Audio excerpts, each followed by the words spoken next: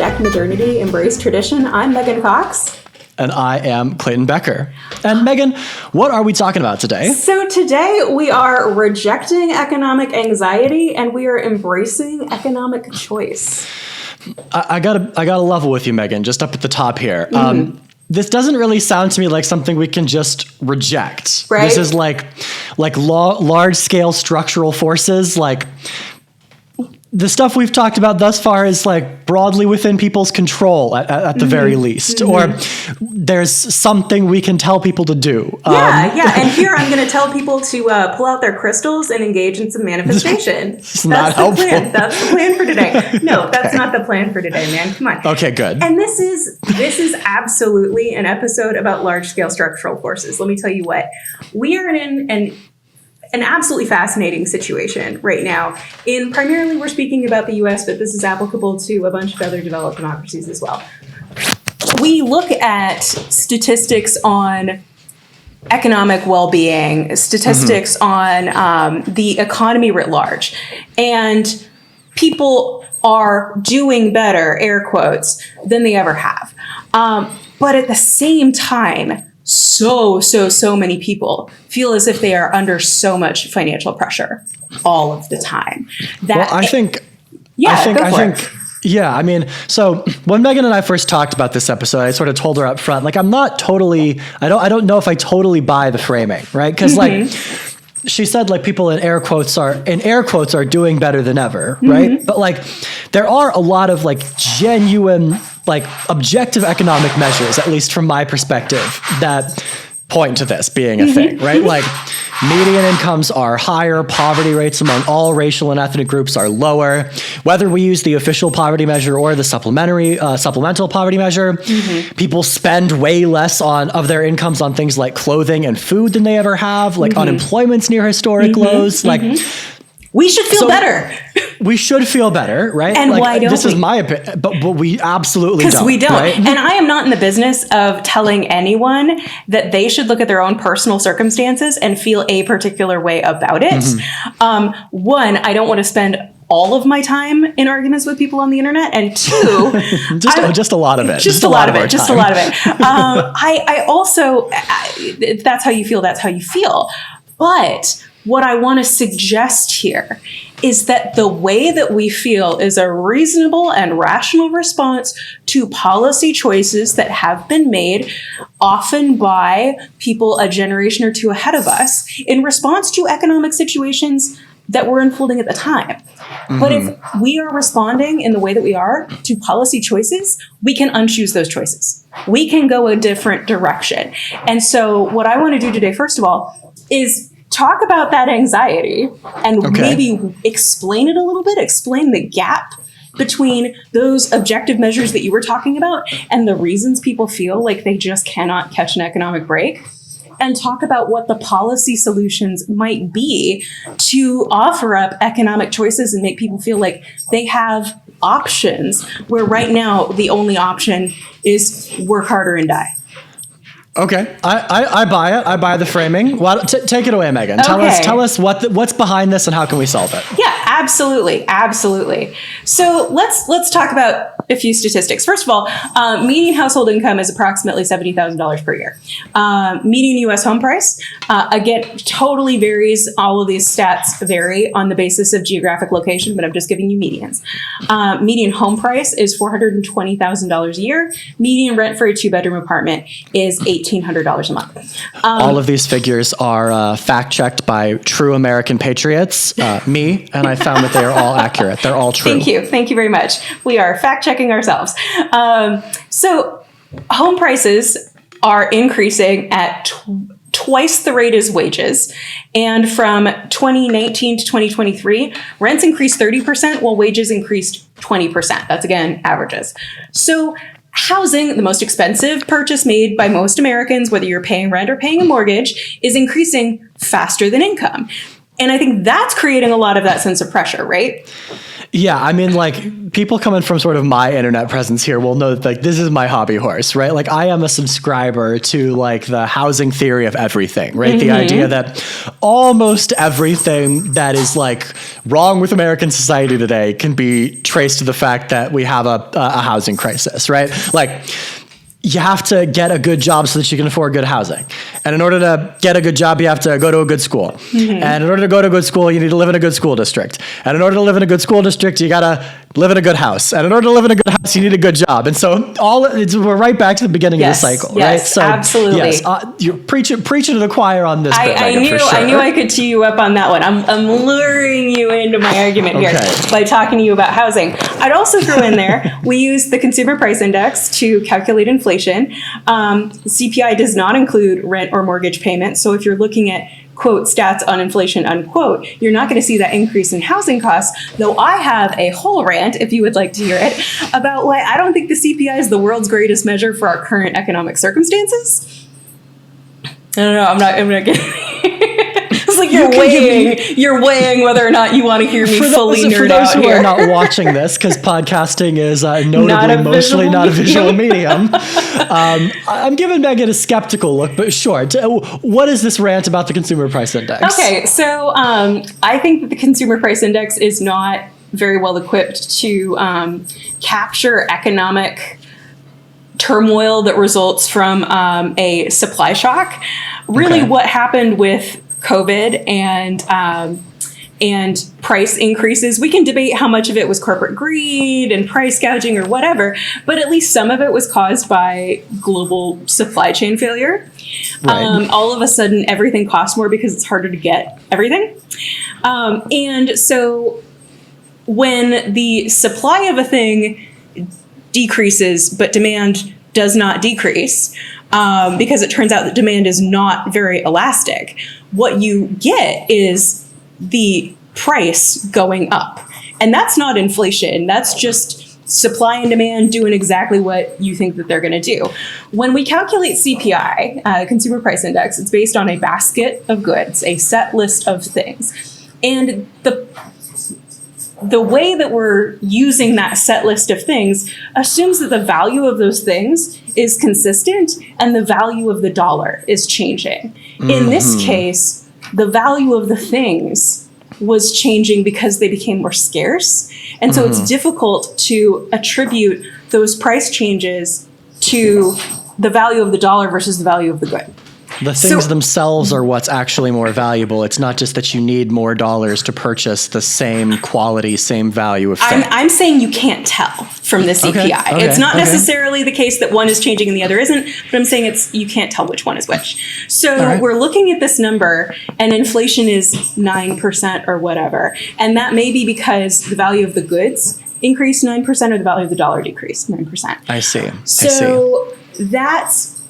And please don't hold me to those numbers, anybody. That was just off the top of my head. But my concern about the CPI, additionally, is that when we then call what is happening in our economy inflation, we have very few tools to deal with it.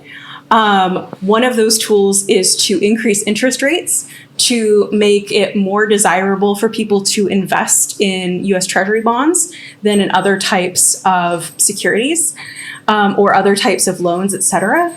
And the way that most Americans experience the interest rates going up or down is on housing prices. Yeah, increasing housing prices. So not only are goods more expensive, because then those prices seem to have stuck, and that may be more about corporate greed than about supply and demand, but then housing prices go up too. And all of those prices stay the same. So wages can be increasing as much as we want, but if prices for everything are increasing faster than wages, we're still going to experience that as an economic difficulty for ourselves. So that is my rant on the CPI. All right. Feel free to argue with me in the comments and or via email. All right, I say I buy most of that. Buy most of that rant. I can be convinced. Thank you very much. And the last stat I'd like to share with you, and I know you're going to have a bone to pick with this one, is actually the number of Americans who say that they're living paycheck to paycheck. Oh my God. Okay. Let me just do it. Okay. Hang on. Okay. So and this is across multiple surveys from multiple outlets.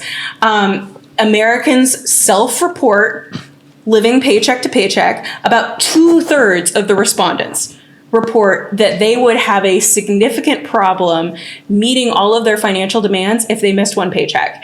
And that includes, in that 2/3, of all the people who earn $100,000 a year or more, 1/3 of those people say they would have a hard time meeting their financial demands if they were to miss a paycheck. Go, Clayton. I know you want to.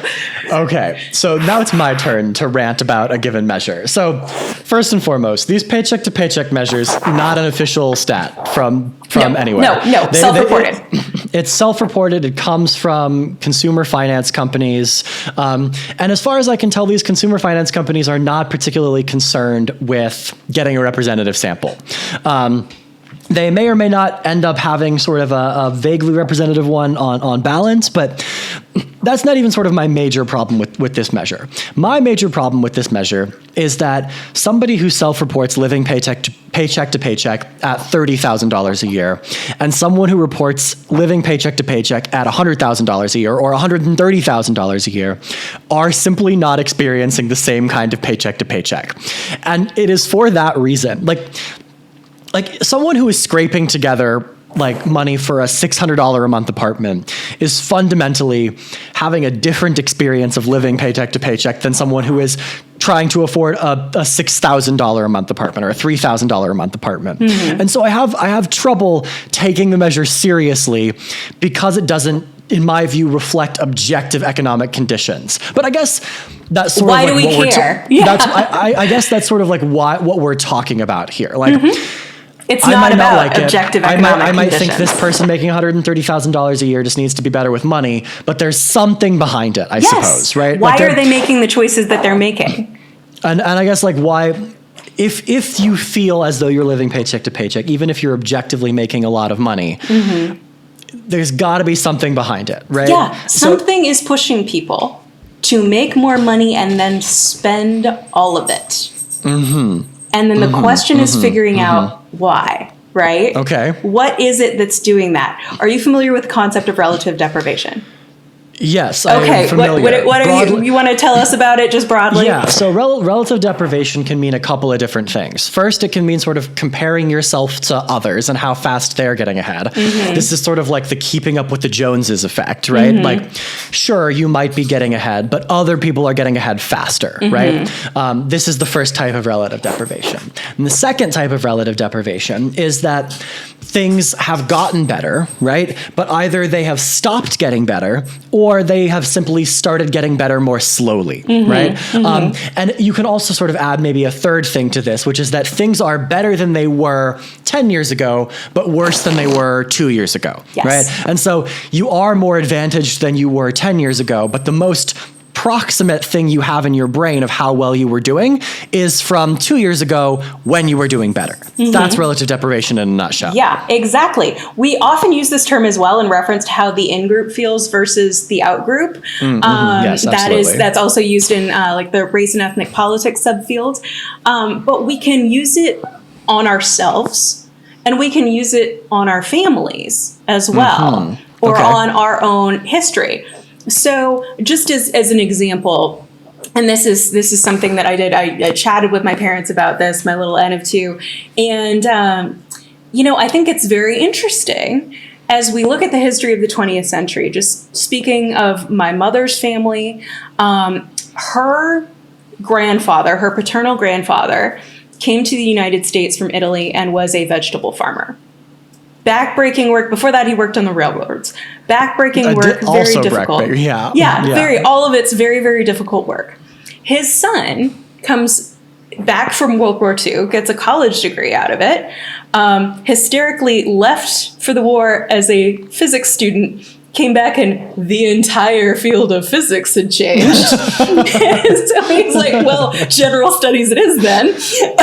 So he wound up going into a business venture that supplied construction companies and then founded his own insulation company like during an energy crisis, my grandpa was smart, but he was also super lucky. And so that jump from vegetable farmer to construction company executive to now all 3 of his children have graduate degrees. If that jump is what you come to expect in terms of difference in standard of living, and then you are looking forward at your children and they're not going to make a jump like that, unless something really, really significant happens as you think a result of your effort, that is going to be anxiety generating for you, right? In terms of relative deprivation. I see. So even though you might make a jump, right? You're not going to have as large an increase in your standard of living as people have come to expect. I think that may be part of it, but let's blow that out. That's just my family's experience. Let's speak about that. If we're going to blow it out, I think that might take a little bit of time. Should we take a break before we get into the entire economic history of the 20th century? Okay, fine. Yes, let's take a short break before the entire economic history of the 20th century.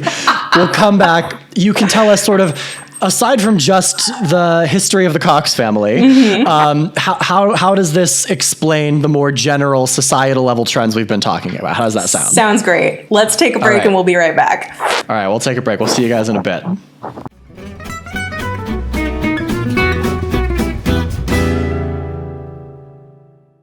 All right, welcome back. Now, before we left, Clayton was a little worried he wouldn't have enough camera battery for me to tell you all the entire economic history of the 20th century.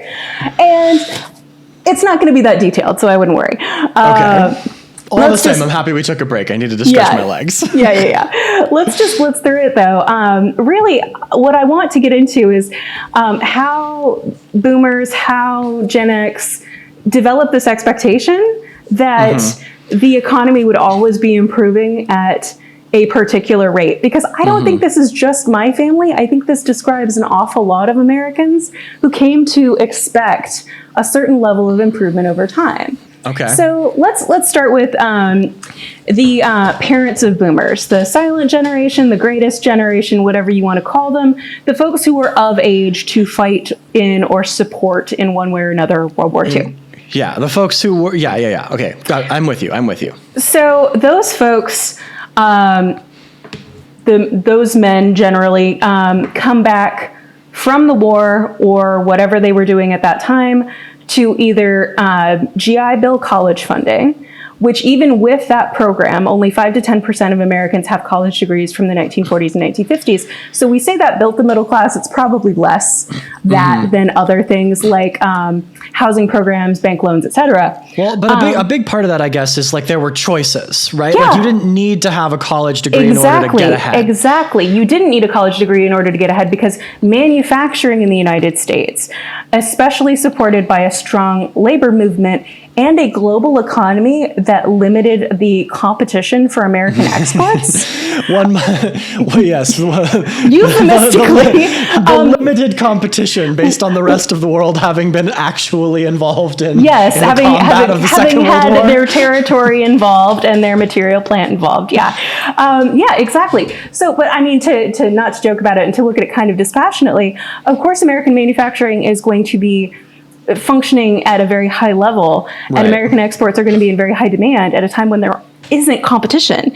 And so you can afford, or manufacturing can afford well-paying jobs with significant benefits at that time if wages really aren't pressured in any way it's easier to distribute gains than it is to distribute losses. Yes, exactly. So that's the economy that boomers see their parents having, basically, and expect that economy in many ways.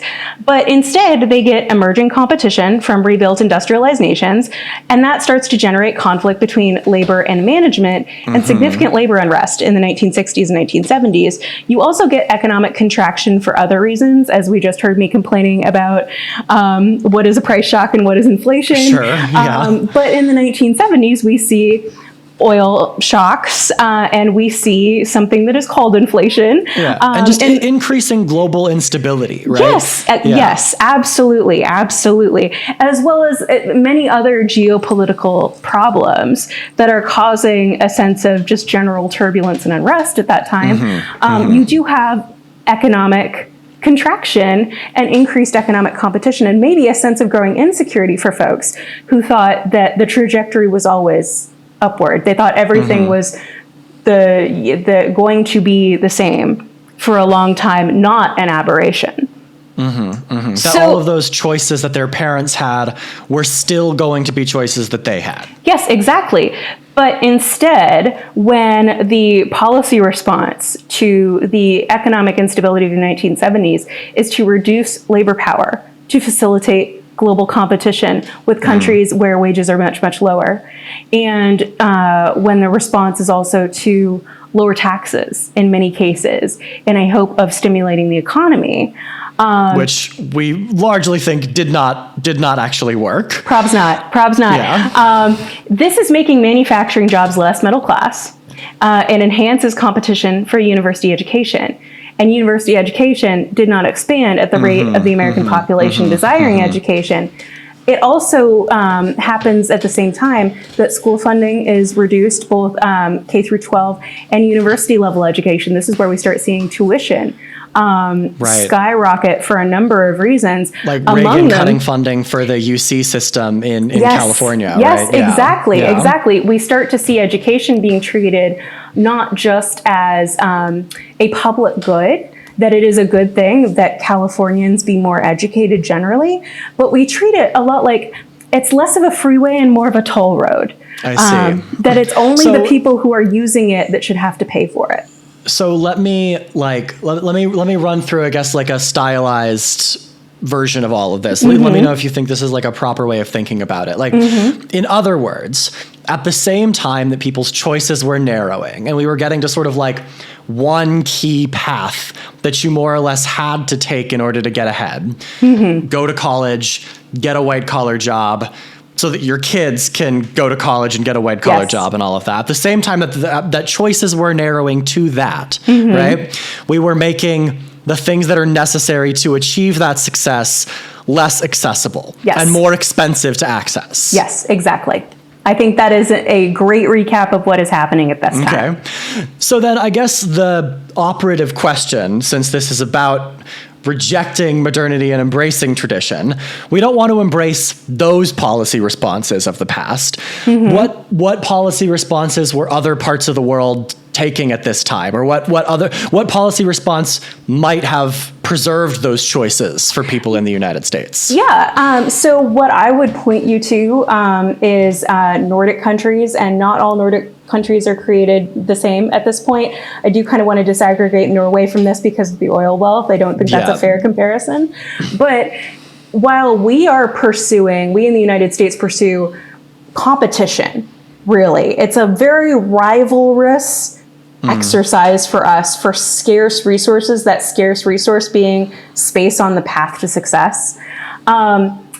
Other countries, especially some of those Nordic countries, are pursuing much more egalitarian policies, or policies that are designed to promote economic stability and upward mobility. Some things to point out there are you see increased or very, very high in the first place public sector employment in countries where you have a public healthcare sector. It's not that hard to have very high public sector employment, but the average across the Nordics is 30% across healthcare, education, and state, local, national, at all levels government.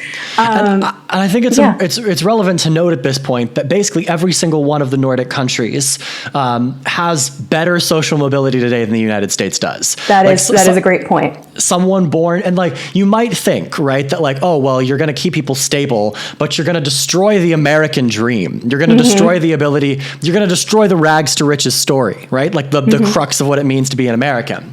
But a person born into the bottom quintile of earnings in Sweden today, for example, the bottom 20% of the income distribution, is much more likely to leave that bottom of the income distribution in Sweden than that same person is in the United States. And why would we want people born into rags? Yeah, why would Just we want because people of to Bill's in the first character? place? Yeah. Like, what? Just give them a baby box, for God's sake. Let's be civilized. Anyway, so you have that, first of all, but you also have a corporatist approach to the relationship between labor and management, where I don't know if folks are familiar with kind of the tripartite negotiation scheme, but basically you have the government as a party to labor negotiations, which is not what happens, generally speaking, unless you've got some extraordinary involvement from the government. Here we stay out of it. And if we intervene, it's usually not on the side of labor. No. So you have the government, management, and labor participating in negotiations, often sector-wide. This is referred to as sectoral bargaining. California actually now has a sectoral bargaining system now, as of a couple of years ago. Yeah. Not just for UC graduate TAs. Anyway, UAW rise up. But so there's a different approach that prioritizes keeping as many people out of abject poverty as possible. And it's also fair to say at this point, and again, this is my family experience. I have family that still lives in Sweden, where if you want to go to university, you can go to university effectively, and it's not. It is less competitive, and I'm not in any way denigrating the university system there at all, because here in the U.S. we use competitive as a synonym for good when we're discussing universities, and that's not how it has to be. You have less of a rivalrous approach to spaces in university, and it's also less expensive. But we didn't make that choice, basically. No, we went a completely different direction. We decided to immiserate ourselves. And so what are we left with, Megan? What's necessary now? Because I'm with you now. I feel like you've convinced me, right? Like I'm on board now. Like, so the place what that are we land, left with? As a result of these policy choices, the place that we land is to keep pace and to at least do as well as their parents, and to place their children on a path to do at least as well as they do. Boomers, Gen X, even my fellow millennials who are now parents, because some of us are in our early 40s, we feel that we need to earn as much as possible. We need to be taking as much of our economic earning potential and capitalizing on it as we can. And I think the data on bankruptcy is super instructive on this. And I'm drawing from The Two Income Trap, which is by Elizabeth Warren and her daughter, Amelia Warren Taigi. I hope I'm saying it right. I'm so sorry to both the Warrens if I'm wrong. Please, I love you. Really, if you want to hire Megan when she's done with her PhD, please hire me, and I promise I'll learn how to say all these names right. Okay, so they drew from bankruptcy filings like the early 2000s. So their data is a little bit dated, but it is, I think, instructive of the dynamic. They find instructive of the trend, at least. Yes, for sure. Yes, exactly. That you are a family with two earners is more likely than a family with one earner to declare bankruptcy when they experience some type of external shock to their income. Is this basically because of like flexibility? I imagine this has something to do with like the ability of the family to make more money if they experience a shock, like of the other partner to enter the labor force if necessary. So that is one part of it. That is definitely one part of it. The other part of it is that what the second earner's income is being spent on when you have two people in the workforce. The second earner's income is being spent on things that facilitate that earner participating in the workforce, like a second car or like childcare. Yeah. Second car in particular must be huge. Like people, again, coming from my internet presence will know, like the AAA estimates that the average vehicle, like the average annual cost of new car ownership is something like $10,000 a year all in. Oh my God. I did not know that. That's wild. So it's going there, or of course, childcare. We're not talking about something cheap either. Like putting a kid in daycare and increasingly expensive when it comes to childcare. Yes, exactly. But then what's left over after you've covered those costs of having the second earner in the workforce goes into housing. Okay. And Again, it goes into housing. My nice little pet topic here. I know, because you are putting that money into housing not because you couldn't necessarily afford a house on one income. For many of these families that have two earners, they could afford a house on one income, but they are choosing to put that second earner in the workforce and put their money into housing because that dictates the school district or the school of the child, which then dictates in the minds of parents who are responding to the incentives all around them. Yes. It dictates the future probability of that child having economic stability and success. Right. And this is a big deal because in most of the United States, we primarily fund our schools through local property taxes. Yeah, exactly. So if you live in a nice place, you have nice schools. And if you live in a not so nice place, you have crappier schools. Yeah, absolutely. So at the same time, people are putting all of this pressure on themselves to put both adults in a household in the workforce. They are also experiencing a decrease in participation in communities in the way that builds interpersonal trust. This is the Robert Putnam thesis, the bowling alone thesis. Exactly. This is basically bowling alone. He attributes the kind of decrease in social cohesion in the latter third of the 20th century to decreased social participation.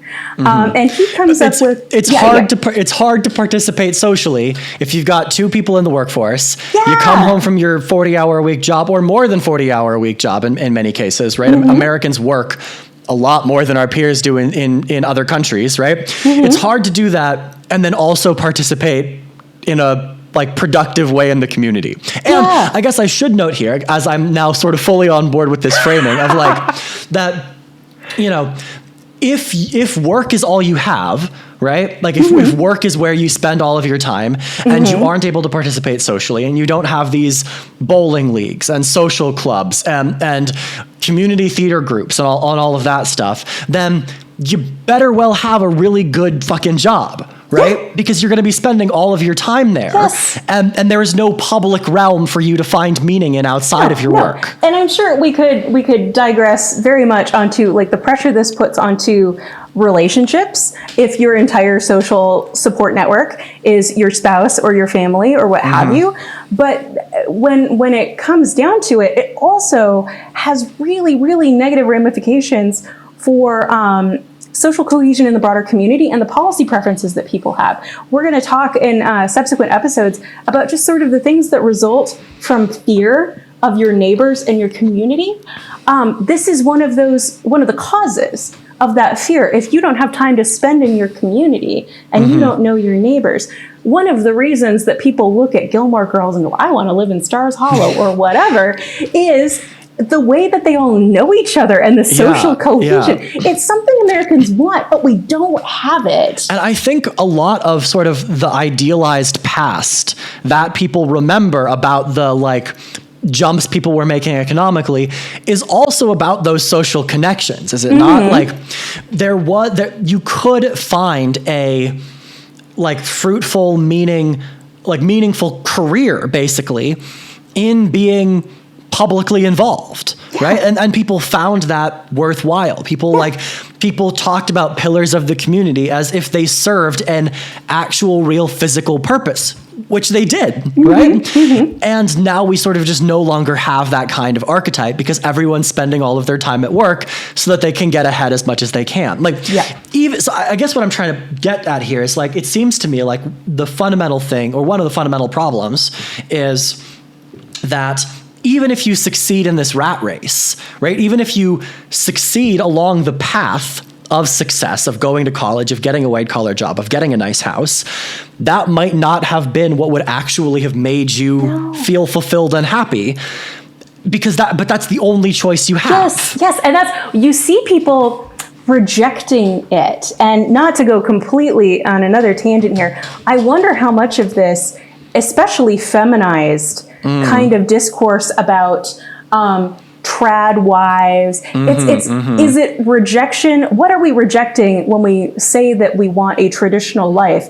Maybe it's just we're rejecting the rat race and we are embracing community involvement. It's not necessarily anything to do with the underlying values so much as a rejection of feeling like your only choice is to work 100% of the time. And the only other framework is a conservative coded but there's nothing inherently conservative about community values, right? No. Like shouldn't let that be co-opted. Get a monopoly. They shouldn't get to monopolize community values. Yes, absolutely, totally with you on this, Megan. 100%. Absolutely, okay. absolutely. I didn't think I was gonna. Okay, I didn't think I was gonna be totally convinced, but you got me. I got you. Okay. All right. So I have everything sucks, but we can solve it. So do we want to take a break first? We can. Yes, I think we should take a break. Okay. In order to go through policy recommendations, I think we should take a break. Let's come back in a couple of minutes and let's talk about what we actually do to reject this particular modernity and embrace this particular tradition.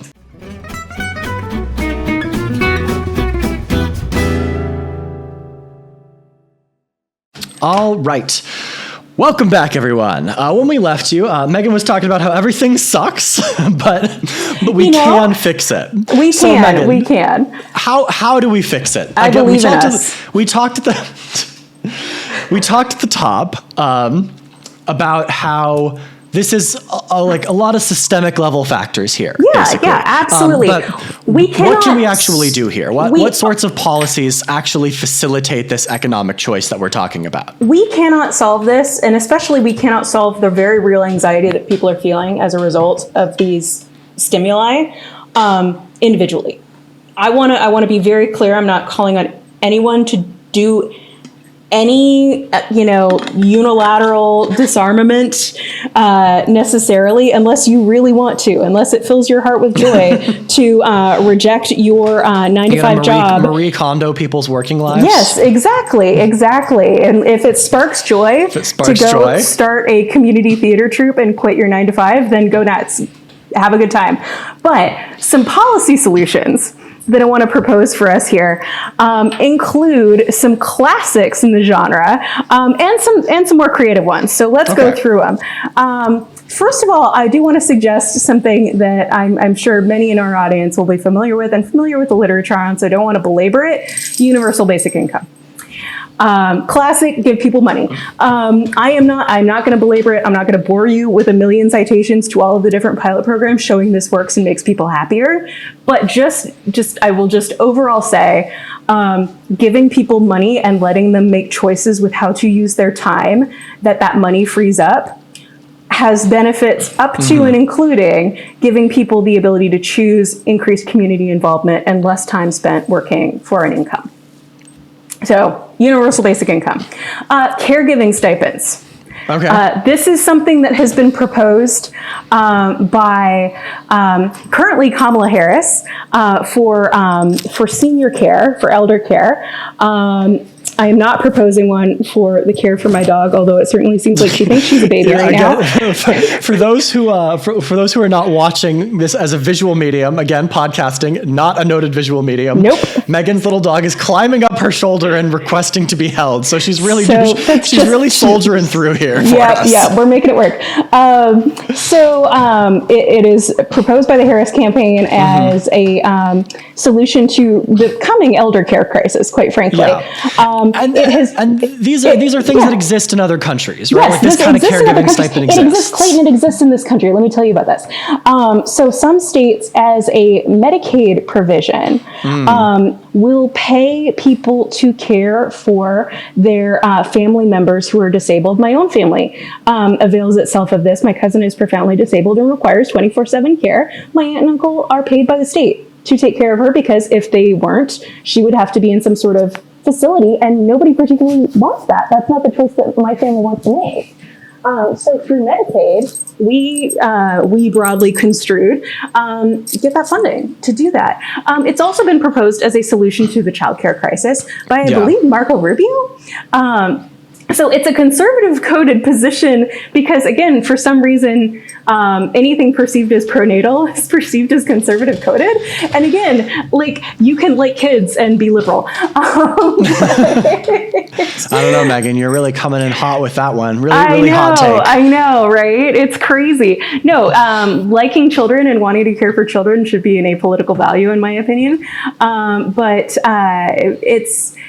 it is also something that obviously happens in other countries as well, where Sure. you are, in addition to having like significant parental leave policies, you may also be receiving stipend for caregiving of many different stripes. Yeah, my friend Philippe, who is the best man at my wedding, talks about how in Germany you get what is basically called child money, right? For each child that you have up until a quite late age. I think it's like 21 or 22 or something. And you get money from the state every month that helps to deal with the costs of raising a child. Yeah, I would also suggest to you that children are a public good. We need children to pay for our Social Security in 40 years or whatever. Well, I don't know, Megan. You're a little bit older than I am, so maybe Social Security will still be around. I don't. Hope springs eternal. Okay, so that's that's caregiving stipends generally across the board. I'm gonna sing your song here for a minute and let you take over. Reducing the cost of housing. Oh yes, absolutely. Like. Sorry, again, going into the sort of the housing theory of everything. Like this is particularly true just in our biggest metro areas, right? Like I pay more on my rent for a 1-bedroom in LA than my parents pay on their mortgage, right? Like there's no reason this needs to be the case.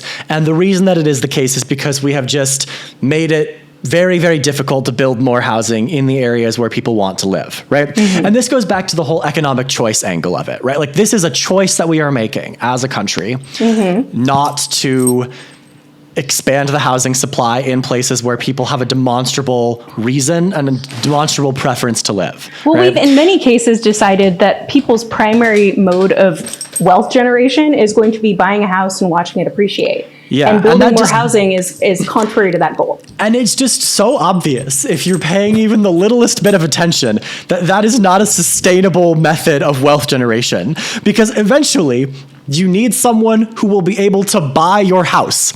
And if your house always increases in value in inflation adjusted terms, even though we're talking about the CPI and how it works, if it always increases in value above inflation, above the general increase in prices in the economy, and above then very increases, quickly you reach a situation where nobody can actually afford to buy your house, at which point it's just wealth on paper. And like it's not, Anyway. Absolutely. And then the second important component here, in addition to making it easier to build housing, is equalizing education funding across school districts and this across sort of schools. this I assume this is about reducing the need for people to live in a specific area, right? Yes, exactly. If the schools are of a similar quality, there's less anxiety about where exactly you're sending your kid to school. You don't have everyone competing for exactly the same neighborhoods. Yes, absolutely. Exactly. Because if you don't equalize the education funding, but you build more housing, you're still going to see that same competition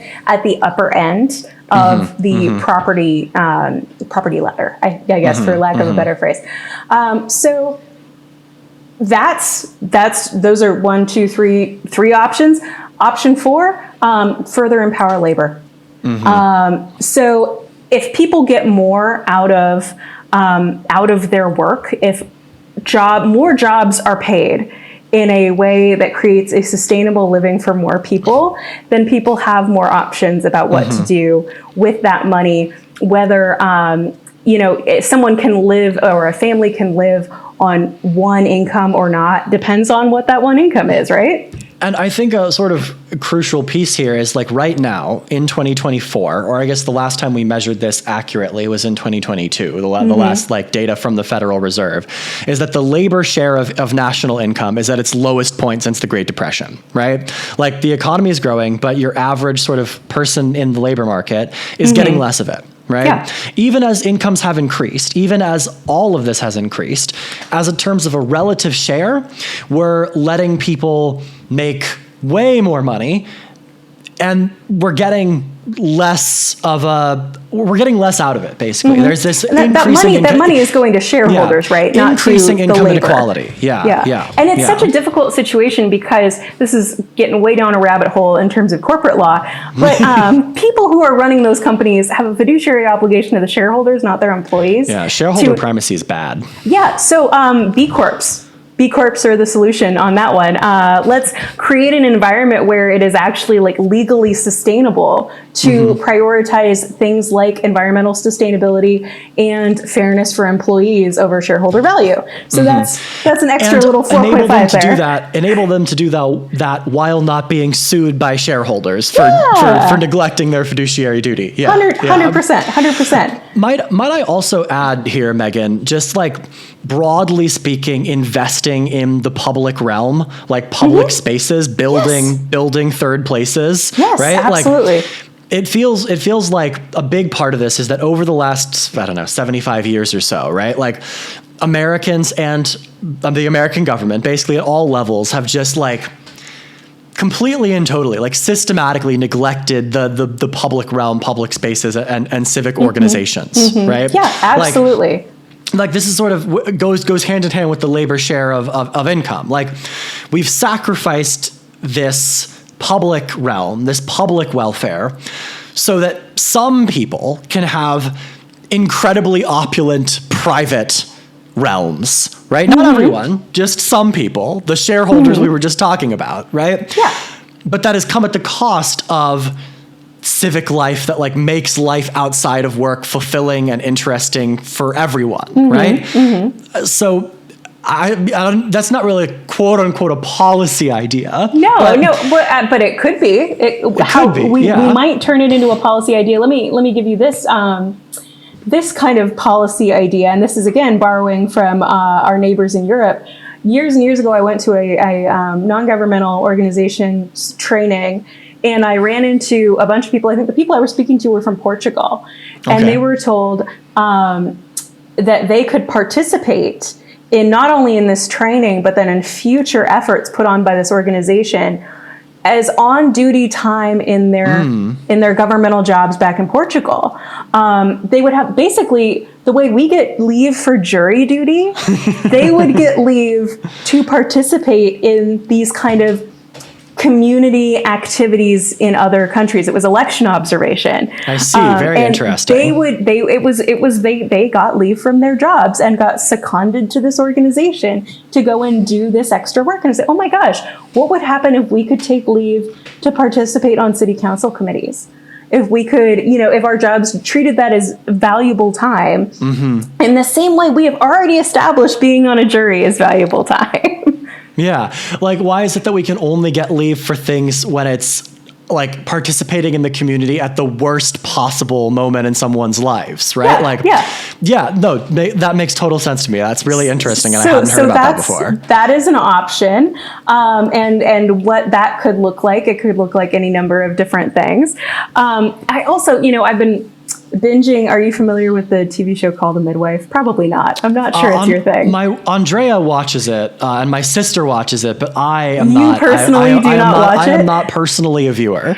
It's. I mean, it is obviously it's set in the 1950s and 1960s, but it seems like it's set in a completely different universe, given the amount of time and the amount of space is given over to community effort and community involvement in terms of like there is a community center that these characters are always in and it's gosh, I can't imagine living in a world like that. Wouldn't it be nice? These sorts of like just physical spaces don't seem to exist anymore. Yes, so like exactly. even just building these physical third places where people can like, for those who aren't aware, like a third place is somewhere where people can meet and interact outside of work and the home. Yes. Right? And the problem right now is that all of our third places are basically private. They're privatized. They're places where you need to spend money in order to access. It's a restaurant, a bar, a movie. Yeah. Like, so investing in like truly public third places makes sense. Yeah. Absolutely. All right, so we've gone through what that's 5 or 6 things now. 7. I don't know.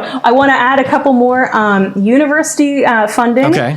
Absolutely. I'm sure we are going to be talking about this in a subsequent episode, but I will we won't belabor the point. Leave it to say that increasing university funding, increasing the number of university places, and decreasing reliance on elite education as a signal for employers. Yeah. So I know that there's like a movement among employers to like remove names from resumes, right? Yes. Because there's like a lot of implicit bias. Yes, there's a lot of bias. There's a lot of evidence about racial biases in hiring. So is what this is basically like that? I think that's how you would operationalize it. Yes. Okay. So I would say, that I have at this moment my highest education. I have a master's degree from Portland State, which is master's, and most people don't even put the year after a certain age. So just that I have a degree, or in public hiring, at least in the public hiring that I've participated in, it's very skill based. And not in terms of like, we're going to give you a test, but in terms of show us at what previous job you did XYZ thing. I see. And so it doesn't really matter unless you are using your education to demonstrate that you have a particular skill. Just saying, I went to fancy Polytechnic doesn't really matter.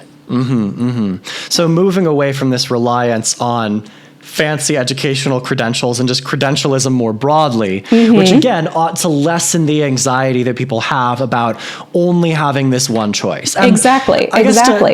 So bring it in here to me to the title of the episode about economic choice. It seems to me that the argument here is really about making it so that people have choices. Yes, right? absolutely. It's about economic freedom. It's about being able to make these choices in such a way that you can choose to prioritize community involvement over the rat race, right? Yes. Choose to be involved rather than work an extra shift at your job, right? And that will not financially ruin you or your children. Yes, right? Exactly. It's giving people options to do what makes sense for them and for their family and their communities. And to keep people, to provide a chance for people to not feel like they're locked into this one set of quote unquote correct choices, or that if something negative happens, it will be their own fault because they made the wrong choice or in some way didn't work hard enough. So Megan, when you were pitching this episode as like one of our first 2 episodes, you said that you wanted this to come early because you felt that this was a keystone episode for the podcast. Yes. And I think I'm picking up on why you said that now, but maybe just for everyone else listening who's not in our brains, how is this a keystone episode for what's coming next? Sure. I think a lot follows from giving families the option to have fewer collective hours spent at work, and to give families the option to have maybe one potential earner at home using that time for something like community involvement. I think and the research shows that greater social trust can be developed in a lot of ways when that time is freed up, when that time is not spent 40 hours a week in a work setting. And this includes one adult's greater participation in a local school, which research shows improves educational attainment. And also lowers combativeness in terms of school policy in the adults around us. Which is a big deal in recent years, and we will be talking about it. Additionally, parents feel more comfortable letting their children roam free, or at least being a little less overbearing when there are adults home in the neighborhood, and that kind of dovetails into our upcoming episode on helicopter parents. It's incredible how we managed to presage these things. Yeah, right. Absolutely. So that's what I'm talking about, and I'm sure this will come up in many, many more episodes. We see that when adults have the opportunity to spend time in their communities, that they are more invested in their communities. Social trust increases, and that strengthens institutions and winds up strengthening our democracy. And I think we like our democracy. We do like our democracy. And it's not exactly the safest thing in the world right now, it seems. Nope. So, okay, I can buy that argument. I buy it. Yeah. And I suppose even if you're sort of listening to this and you're not totally convinced, hopefully then the next few episodes and sort of just the general thrust of this podcast going forward will help you understand why we think it is so important and why I am now totally on board with the argument that we need to reject economic anxiety and embrace economic choice. But until we talk about all of those things on future episodes, I remain Clayton Becker. And I'm still Megan Cox. And we will see you guys next time.